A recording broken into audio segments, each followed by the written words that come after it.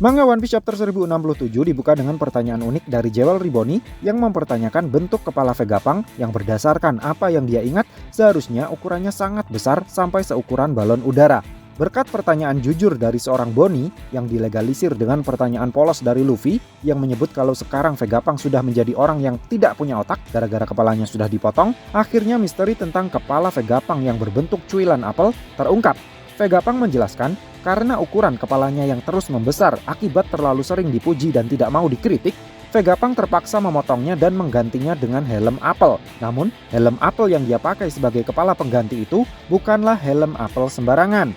Selain sebagai aksesoris yang anti-mainstream, helm apelnya itu juga berfungsi sebagai antena untuk menangkap dan menerima informasi yang diterima oleh otak aslinya Vegapunk yang disimpan di dalam Punk Record, yaitu di dalam bangunan berbentuk telur raksasa yang ada di pulau langitnya Egghead Island. Hal gila semacam itu bisa terjadi kepada Vegapunk karena dia adalah seorang jenius, pengguna kemampuan buah iblis Nomi Nomi Nomi.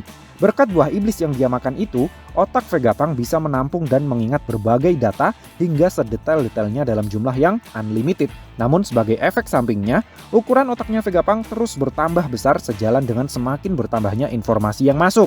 Apalagi di chapter sebelumnya kan dia bilang kalau dia sudah membaca seluruh buku dari Ohara yang dibawa ke Elbaf. Itu artinya satu perpustakaan sudah masuk ke dalam kepalanya.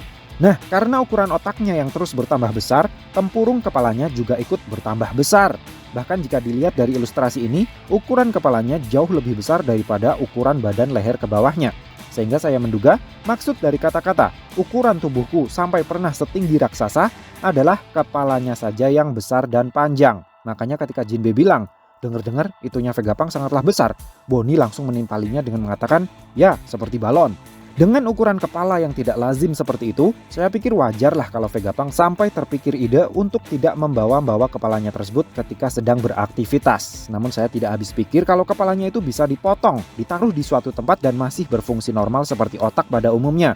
Bahkan masih terus tumbuh dan membesar seperti utangnya negeri Astinapura. Saya pikir mungkin itu adalah kemampuan awakening dari buah iblis Nomi Nomi Nomi. Karena faktanya, Vegapunk memang terlahir jenius dan buah iblis yang dia makan berhubungan dengan otak. Sehingga sangat wajar jika Vegapunk bisa memaksimalkan potensi kekuatannya itu hingga sampai awakening. Nah, ketika Vegapunk membangga-banggakan ukuran otaknya sebagai yang terbesar di dunia, Chopper yang sangat antusias sempat memastikan bahwa di dalam otaknya Vegapunk itu juga terdapat banyak sekali ilmu pengobatan. Saya pikir pertanyaannya Chopper ini mungkin adalah sebuah clue kalau di Egghead Island nanti Chopper akan mendapatkan upgrade ilmu pengobatan baru.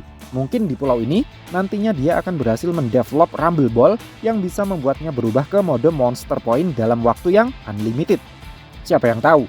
Yang tidak kalah menarik lagi ketika Vegapunk menceritakan tentang keenam cloningan dirinya dan bagaimana cara kerja otak mereka. Dari apa yang saya tangkap, otak Vegapunk saat ini seperti cloud storage bagi dirinya dan keenam Vegapunk satelit. Keenam Vegapunk memang punya spesialisasi dalam satu bidang tertentu, tetapi mereka semua memiliki pengetahuan dan kepribadian yang sama dengan Vegapunk yang asli jika digabung. Karena setiap hari, para Vegapunk itu menyetor informasi dan pengalaman baru ke Punk Record yang kemudian disinkronisasi kepada setiap Vegapunk.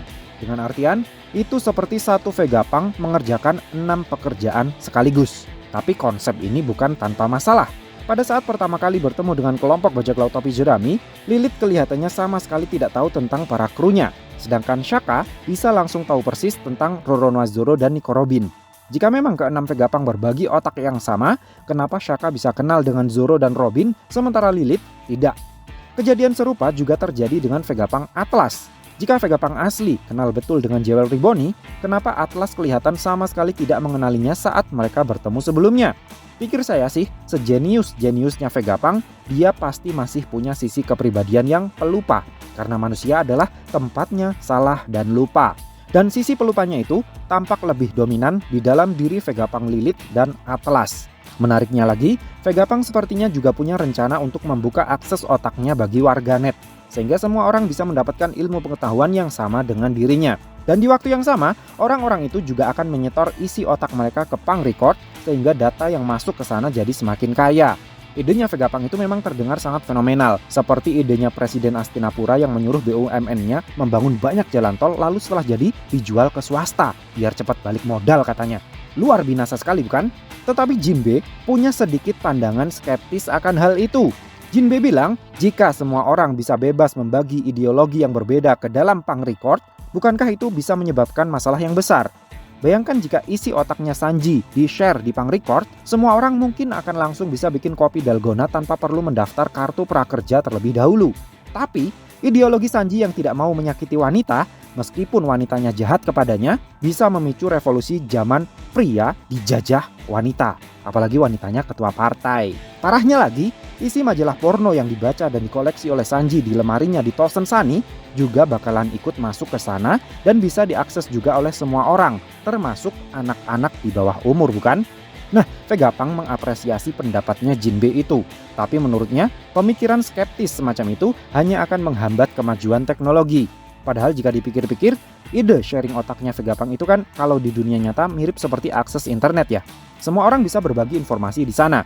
Awalnya, mungkin hanya orang-orang terpelajar seperti Vegapunk saja yang berbagi isi otak mereka di sana, sehingga internet sangat worth it dan terpercaya. Tapi semakin kesini, informasi di internet sudah mulai diragukan lagi keotentikannya. Terlebih lagi karena bukan rahasia umum lagi kalau para buzzer peliharaan negara sudah mulai masuk. Nah, mendengar ideologi Vegapunk yang masih belum berubah, yang tidak mengenal benar dan salah, pokoknya asal memajukan ilmu pengetahuan dan teknologi saja, Jewel Ribboni langsung tersulut emosi. Dia langsung berubah menjadi Jedi, menodong Vegapunk dengan lightsaber dan menyuruh Vegapunk mengembalikan Kuma menjadi seperti semula. Tapi belum sempat Vegapunk bilang setuju atau tidak, sekumpulan serangga tiba-tiba datang dan membuat Jewel Ribboni pingsan dengan mulut berbusa. Sepertinya dia juga punya fobia terhadap serangga seperti Sanji. Nah, ternyata lightsaber yang Bonnie pakai adalah salah satu produk gagalnya Vegapunk. Jika pedang itu dinyalakan, maka segerombolan besar serangga dalam radius tertentu akan langsung terpanggil untuk mendekat. Namun berkat teknologi gagal ciptaannya itu, nyawa Vegapunk terselamatkan. Dan ngomong-ngomong soal produk gagal, alasan kenapa Vegapunk menyebut buah iblis yang dimakan oleh Momonosuke sebagai buah iblis gagal, ternyata hanya karena warna naganya pink. Tidak persis sama dengan warna naga Kaido yang merupakan objek yang coba dia duplikasi.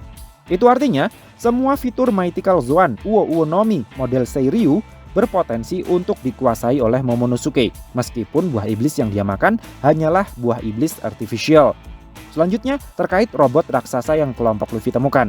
Menurut ceritanya Vegapunk, robot tersebut dibuat pada masa 900 tahunan yang lalu. Sekitar 200 tahun yang lalu, robot tersebut tiba-tiba menyerang Marijoa dan nyaris meluluh lantahkan tanah sucinya Tenryubito itu jika saja tidak kehabisan bahan bakar. Pemerintah dunia sebenarnya sudah menyuruh para ilmuwannya untuk menghancurkan robot tersebut. Tetapi tanpa sepengetahuan mereka, para ilmuwan itu justru memindahkannya ke Egghead Island dan menjadikannya objek penelitian. Hingga pada akhirnya, Vegapunk berhasil menconteknya untuk membangun Vega Force One. Hanya saja, Vegapunk masih belum bisa meniru sumber energi yang digunakan oleh robot kuno tersebut. Ini jelas membuat semuanya menjadi semakin menarik. Masih menjadi misteri bagaimana para ilmuwan itu memindahkan Megazord sebesar itu ke Egghead Island tanpa ketahuan. Apalagi, pembicaraan Vegapunk dengan Luffy itu ternyata didengar juga oleh kelompoknya Sanji melalui layar monitor. Dan sebuah statement yang membuat otak semakin mendidih keluar dari mulutnya Nico Robin. Robin bilang, tahun di mana robot tersebut menyerang adalah tahun di mana revolusi di Fishman Island terjadi. Di mana revolusi yang dimaksud oleh Robin ini mungkin adalah bergabungnya Ryugu Kingdom dengan pemerintah dunia dan mulai ikutnya Raja Manusia Ikan dalam sidang Levelly. Meskipun pada kenyataannya hal itu tetap tidak menghilangkan diskriminasi manusia terhadap manusia ikan. Perlu diketahui juga, di tahun yang sama untuk pertama kalinya Fighting Fish muncul di Green Beat Dressrosa. Dan pada tahun yang sama juga, kelompok petualang dari Breeze Kingdom berhasil mendarat di Skypiea, tempat di mana batu poneglyph yang berisi informasi tentang lokasi senjata kuno Poseidon berada. Jadi, mungkinkah semua hal tersebut pada akhirnya nanti akan saling berhubungan? Nah, ketika membahas tentang robot raksasa yang Luffy temukan, Nami terlihat penasaran dengan seorang gadis yang pingsan di dekat Luffy. Usopp ternyata wawasannya tentang bajak laut sangatlah luas. Dia bisa tahu langsung kalau wanita itu adalah Jewel Ribboni. Sementara Sanji, sepertinya wawasannya masih agak kudet, karena dia masih berpikir bahwa wanita yang diselamatkan oleh Luffy seharusnya masih anak-anak, belum perawan seperti itu. Yang mana hal itu menunjukkan kalau Sanji sepertinya masih belum tahu kekuatan buah iblisnya Jewel Ribboni. Nah, kembali ke tempat kelompok Luffy berada. Vegapunk bilang, dia bisa maklum dengan tindakan anarkis yang Bonnie tujukan kepadanya, karena dia memang punya salah yang sangat besar kepada Bonnie. Vegapunk lalu mengatakan bahwa sebenarnya dia ingin memberikan sesuatu kepada Bonnie. Mungkinkah sesuatu yang ingin Vegapunk berikan kepada Bonnie itu adalah file backup ingatannya Bartholomew Kuma? Tentu sangat wajar jika kita semua berpikir seperti itu.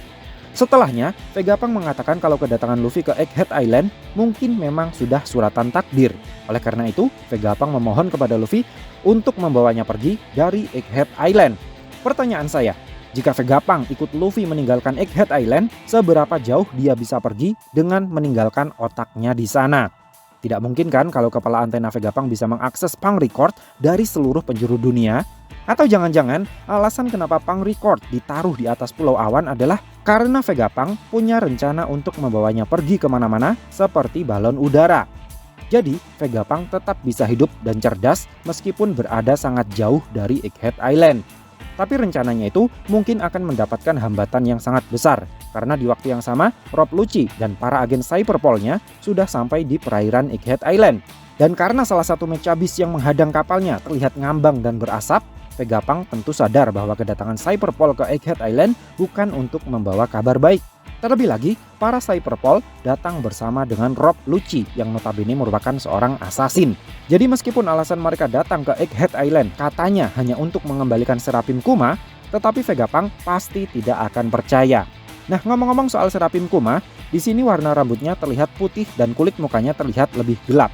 Itu artinya Serafim Kuma yang muncul di chapter 1062 salah dalam pewarnaannya dan sudah direvisi di chapter ini. Nah, Vegapunk Shaka menyuruh Pythagoras untuk memberitahu mereka agar menurunkan Serafim Kuma di pulau, lalu segera pergi meninggalkan Egghead Island. Namun Shaka yakin kalau Lucci dan komplotannya tidak akan mau mendengarkan himbauan tersebut. Jadi Shaka menyuruh semua orang untuk siap bertempur. So, mungkinkah battle jilid 2 antara kelompok topi jerami versus Rob Lucci dan komplotannya akan segera terjadi?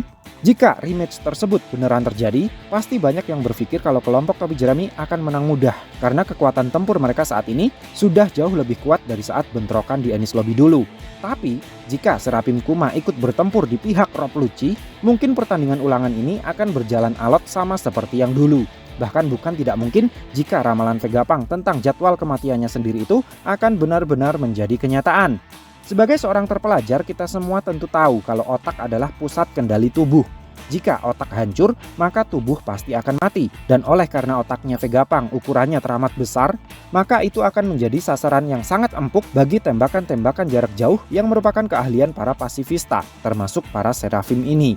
Jadi entah saat ini Rob Lucci sudah tahu atau belum kalau otak Vegapunk ada di Pulau Awan di atas Egghead Island, tetapi saya curiga pada akhirnya nanti Punk Record akan hancur juga dan riwayat hidup Vegapunk benar-benar akan berakhir.